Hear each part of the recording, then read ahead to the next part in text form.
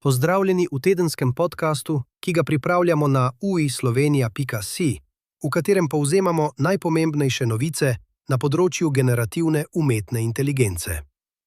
V zadnjih tednih se jasneje kaže nov val, kjer umetna inteligenca postaja orodje za ljudi, ki niso programerji.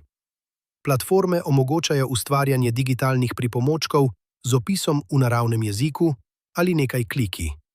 To pomeni, da lahko vsakdo oblikuje lastne agente, avtomatizacije ali personalizirane pomočnike brez znanja kodiranja.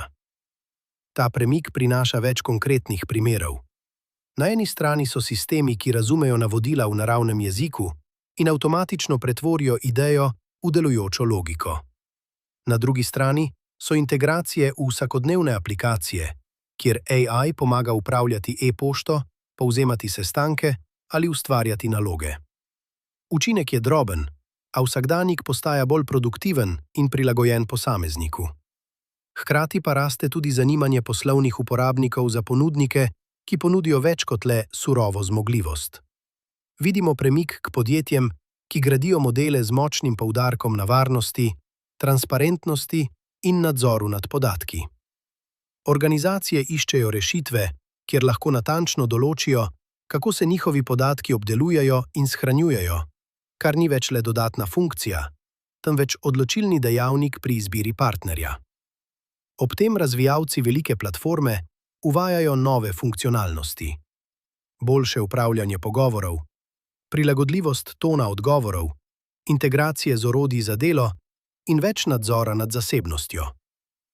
Na mobilnih napravah pa se umetna inteligenca vse bolj prikaže kot sistemski pomočnik, ki zna poiskati informacije znotraj vaših dokumentov, fotografij in sporočil, ter delovati lokalno ali varno v oblaku. V praksi to pomeni, da bodo manjše ekipe in posamezniki lahko postali kreatorji svojih digitalnih izkušenj. Primeri so avtomatizacija po sestankih, samodejno razvrščanje in dodeljevanje e-pošte, spremljanje prodajnih pogajanj ali pametno obvladovanje projektnih rokov. Tovrstni pomočniki lahko zmanjšajo administrativno delo in odpremo prostor za strateško razmišljanje. A s priložnostmi pridejo tudi dileme. Zasebnost in varnost ostajata ključni skrb, še posebej, ko gre za obdelavo občutljivih informacij. Avtomatsko ustvarjeni pripomočki so pogosto manj fleksibilni od ročno napisanih rešitev in lahko nehote ustvarijo ranljivosti ali premočno personalizacijo, ki uporabnika zapre v omejeno, personalizirano okolje. Za podjetja to pomeni potrebo po premišljenih strategijah, preverjanje varnostnih nastavitev, skladnost z lokalno in evropsko zakonodajo ter razmislek o uporabi več ponudnikov, da se zmanjša odvisnost.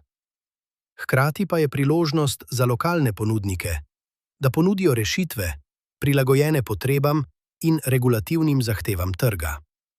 Na kratko, umetna inteligenca spreminja način, kako nastajajo aplikacije in digitalni pomočniki, preoblikuje vsakdanjo produktivnost, hkrati pa zahteva odgovornost pri varovanju podatkov in premišljeno izbiro partnerjev.